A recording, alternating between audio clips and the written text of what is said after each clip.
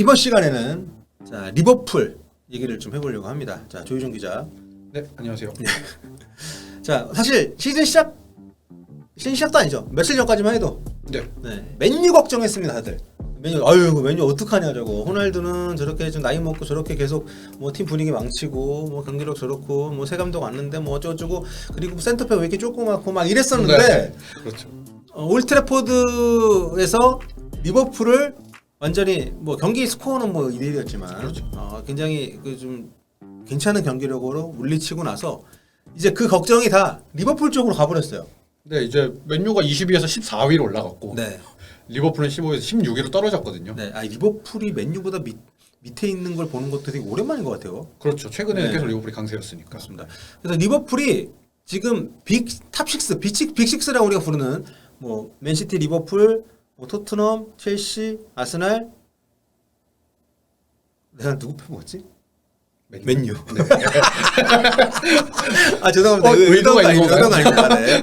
이 중에서 유일하게 리그 3라운드 끝났는데 승리가 없는. 그렇죠. 이거는 되게 충격적입니다. 저는 솔직히 저희 폴리틱 보신 분도 아시겠지만 제가 리버풀 우승 예언했거든요 이번 시즌에. 그래서 아니 뭐 제가 그런 또 펠레력이 있진 않은데 굉장히 좀 제가 역시 난 추가할못이구나 이런 생각이 들었는데 지금 일단 현재까지 상황을 정리를 좀 해볼까요? 네, 일단 1라운드 개막 라운드에서 풀럼 원정에서 2대2로 네. 승격팀 풀럼과 비겼죠. 그리고 나서 이제 펠리스랑 홈 경기를 치렀는데 홈 경기에서 또 1대1로 비겼습니다. 네. 근데 뭐 누네스 선수가 퇴장을 당한 경기였고, 그리고 이번 맨유 원정 3라운드였죠. 맨유 원정 경기에서 1대2로 패했습니다. 네. 매 경기 실점을 하고 있고. 그렇죠. 그리고 사실 첫 경기 풀럼 경기 할 때마다 풀럼 왜 이렇게 잘해? 그렇죠. 했었는데 보니까 풀럼이 잘하는 팀이 아니더라고. 그 다음 경기 바로 네. 그래서 결국 리버풀이 좀 흔들리고 있다는 게 매 경기 이제 확인이 되고 있는데 개막 3경기 무승은 10년 만에 처음이라고 하더라고요. 네, 2012, 2013 시즌 이게 로저스 감독 때였거든요. 네. 이 시기 이후 처음입니다. 참 굉장히 리버풀 입장에서는 안 좋은 상황인데 그래서 이 시간에 이제 좀 리버풀 문제가 뭔지를 저희가 한번 살펴보는 시간을 좀 가져보려고 하는데요. 가장 이제 근본적인 문제는 뭐라고 볼 수 있습니까? 제가 생각한 근본적인 문제는 뭐 리버풀 구단 주주 FSG 팬에이 스포츠 그룹의 이적 시장 정책 문제가 꼽을 수 있지 않을까라고 네. 생각을 합니다. 요거는 우리가 이제 많은 분들이 손흥민 선수 리버풀 가라.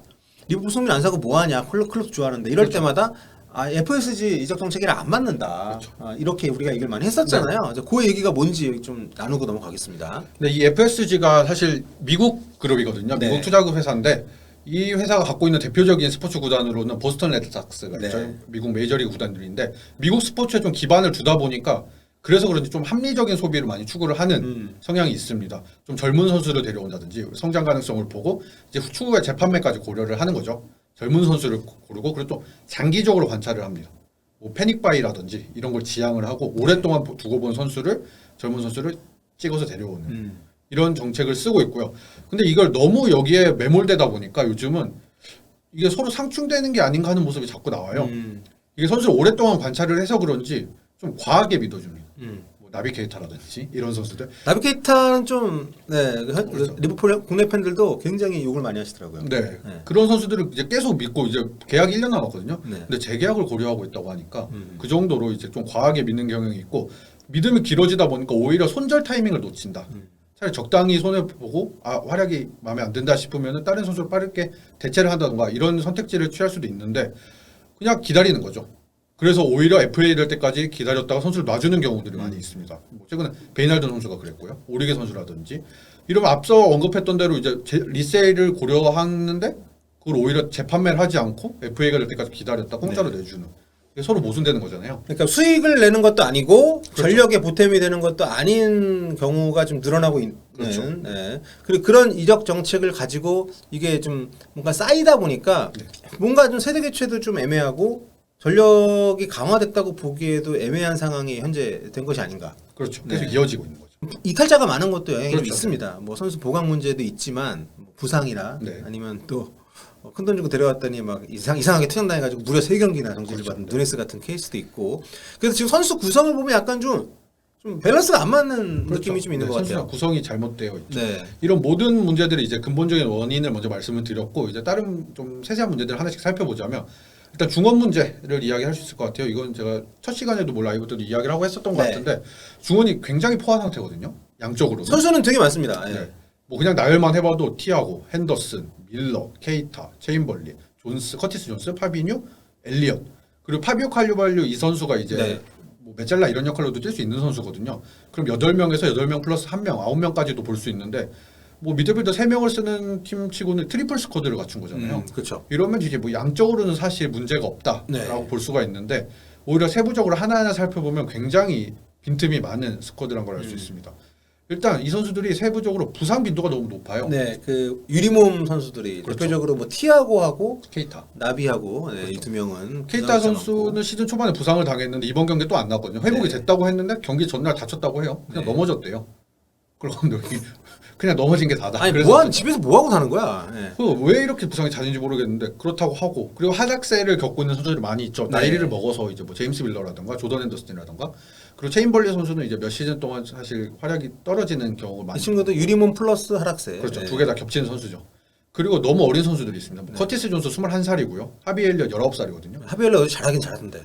네, 근데 아직 너무 경험이 부족하고 혼자 뭔가를 하기에는 좀 더 경험이 쌓여야 되는 선수인데 이런 선수들한테 뭔가 핵심적인 역할을 기대할 수는 없는 상황이니까. 근데 이런 것들이 이제 또 케이타랑 체인벌린 실패의 후폭풍이라고 볼 수 있는데 이 선수들이 사실 중간 역할을 해줘야 되거든요. 그렇죠. 예. 핸더슨, 뭐 밀러 이런 선수들은 30대가 넘어섰고 뭐 존스, 엘리엇 이런 선수들은 20대 초반이고 그럼 이제 20대 중반인 선수들이 제 몫을 해줘야 되는데 이 선수들이 제 몫을 못하니까 더욱 문제가 커지고 있습니다. 토트넘으로 치면은 뭐 윙크스 같은 케이스만 있는 게 아니라 호이베르 같은 케이스들이 좀 그렇죠. 있어줘야 중간. 되는데 영입한 지 얼마 안 된 그러면서 팀에서 자리를 빨리 잡은 그렇죠. 그런 부분들이 좀 없어서 좀 운영이 좀 그렇다는 느낌이 좀 있고 공수에 지금 전반적으로 좀 영향을 좀 미치는 것 같아요. 이런 그 중원이 가장 문제가 심각하다고 할 그렇죠. 수 있지만 뭐 아무래도 클럽 축구는 이제 압박을 많이 하고 이런 축구로 되게 네. 알려져 있잖아요. 근데 뭐 기동력, 수비력 이런 것들이 굉장히 중요한데 이게 떨어지니까 사실 핸더슨 선수도 나이를 먹으면서 기동력 많이 떨어졌고 뭐 밀러 선수 이번에 선발로 나왔지만 밀러 선수는 사실 선발로 나오면 안 되는 선수잖아요. 이제 36살인데 그런 선수들이 앞에 배치돼 있고 헬리엇 선수도 공격적으로는 이제 기여를 해줄 수 있는 선수지만 아무래도 수비 가담 면에서 부족할 수밖에 없고 이러다 보니까 폭백의 부담이 계속 가중이 되거든요. 네. 리버풀 이번에 두 번째 골 실점 장면만 보더라도 바로 이제 공격수가 수비진이랑 맞닿아 있거든요. 네, 그 레시포드 실점. 그렇죠. 네. 네. 뭐 그렇다 보니까 또 수비에 너무 부담이 과해지니까 리버풀 공격의 중심은 양 풀백이잖아요. 그렇죠. 풀백들의 킥. 근데 계속 수비수들이 뭐 부담을 많이 받다 보니까 오히려 공격력에서 좀 둔화되는 모습을 보이는 그래서 공수 전반에 영향을 미치고 있다라고 볼 수 있습니다. 그래서 지금 클럽 감독의 모든 것에 대해서 의심을 하는 사람들이 늘어나고 있는 상황인 것 같기는 합니다. 뭐 리버풀 팬들은 꾸준히 불만이었던 부분들이 있었는데 어떤 선수를 너무 과도하게 신뢰한다. 이런 리더십이 선수들 다 품는 리더십이다 보니까 나비키 다 떠나옵니까 여기? 네 나옵니다. 네. 이렇게 감독 중에는 뭐 냉철하게 하는 감독들도 있잖아요. 그렇죠. 전력 외면 아예 쳐다도 안 본다. 아 콘테 보세요. 득점왕인데 막 교체시키잖아. 그렇죠. 뭐 그렇게 좀 과감한 결단을 내려야 될 필요도 있는데 네. 근데 클럽 감독은 좀 선수를 과하게 신뢰한다. 특히 하락세인 선수들 앞서 말씀드렸던 뭐 케이타 선수라던가 뭐 체인벌린 선수라던가 뭐 밀러 선수라던가 공격진은 피르미누 이런 선수들이 있죠. 이런 선수들 굉장히 신뢰를 하고 아낍니다.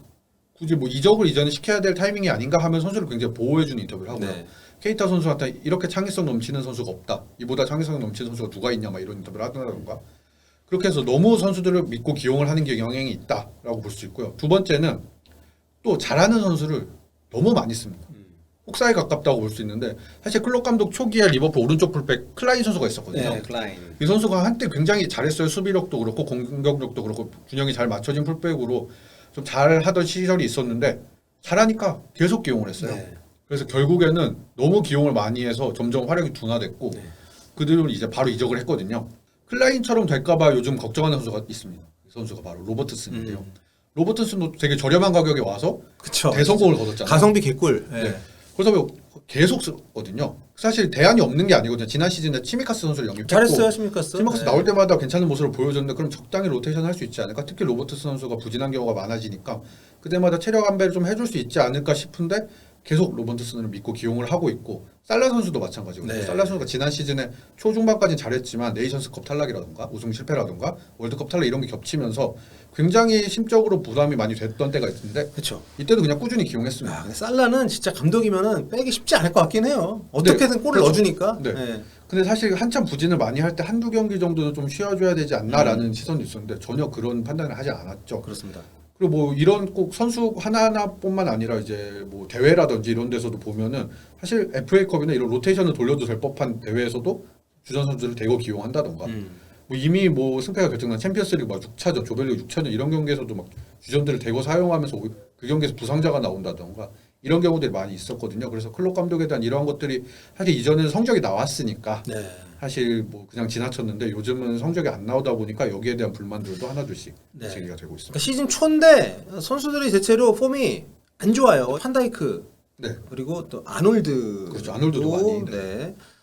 썩 그 경기력이 좋지 않았었기 때문에 살라도 어쨌든 맨유의 말라시아가 잘하기도 했지만 그렇죠.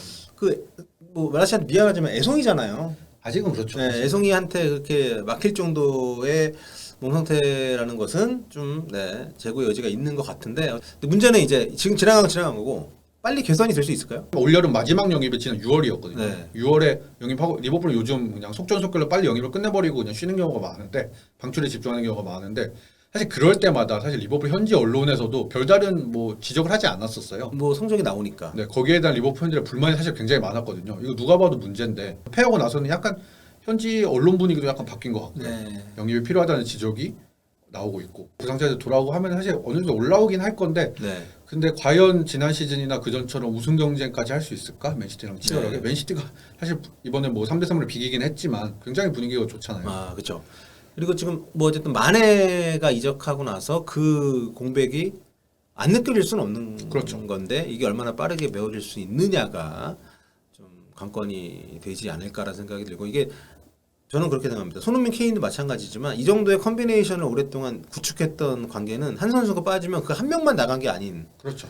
거기 때문에 살라에게도 영향이 없을 수가 없다고 생각을 하고 그래서 좀 클럽 감독도 좀 굉장히 머리가 뽀개지지 않을까 그런 생각이 듭니다. 네. 근데 뭐 맨유가 이번에 카세미를 영입했잖아요. 그런 좀 자극이 될 수 있는 선수나 전체에 자극이 될 수 있는 영입이 필요할 수도 있을 것 같은데 과연 리버풀이 시즌 이적 시장 막바지에 패닉 바이를 할까? 손흥민 안 되겠죠? 네, 좀 쉽지 않을까. 아, 지금 너무 비싸고 쉽지 않을 거예요. 네. 토트넘도 안 놔줄 거예요. 그쵸? 네. 안 놔주겠죠. 득점왕인데 지난 시즌 득점왕인데. 사실 뭐 손흥민 진짜 찐 팬들은 이정 얘기하지 마라 이렇게 생각하실 텐데 요즘 분위기가 좀 약간 그렇다 보니까 한마디. 한마디 해봤습니다. 자, 이 얘기 여기서 마무리하겠습니다. 정리하도록 하고요. 리버풀 화이팅 하십시오.